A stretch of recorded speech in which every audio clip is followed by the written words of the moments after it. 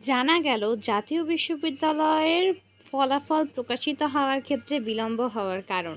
এখানে ঢাকা পোস্টে একটি নিউজ প্রকাশিত হয়েছে, যেখানে বলা হয়েছে বিষয়টি সম্পর্কে।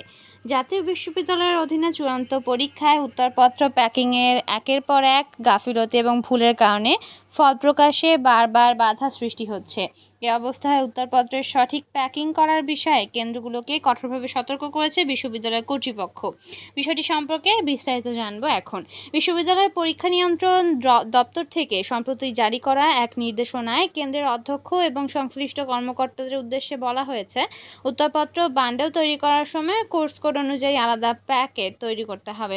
এক কোর্সের উত্তরপত্র অন্য কোর্সের সঙ্গে মিশ্রিত করা যাবে না। নির্দেশনায় আরও বলা হয়েছে, অনেক ক্ষেত্রে উত্তরপত্রের বাইরের বান্ডেল লেভেলে দেওয়া বিষয় বা কোর্স কোডের সঙ্গে ভেতরের উত্তরপত্রের মিল থাকে না।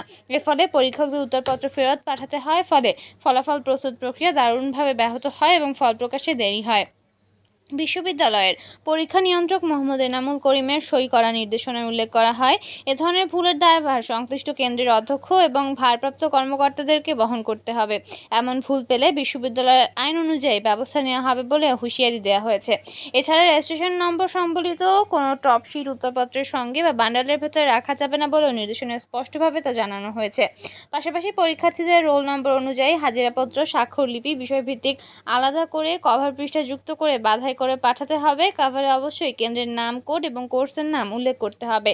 এসব হাজিরাপত্রের মূল কপি নির্ধারিত সময়ের মধ্যে বিশ্ববিদ্যালয়ের ডিগ্রি এবং সার্টিফিকেট দ্বিতীয় বর্ষের শাখায় জমা দিতে হবে বলে জানানো হয়েছে। এটি কিন্তু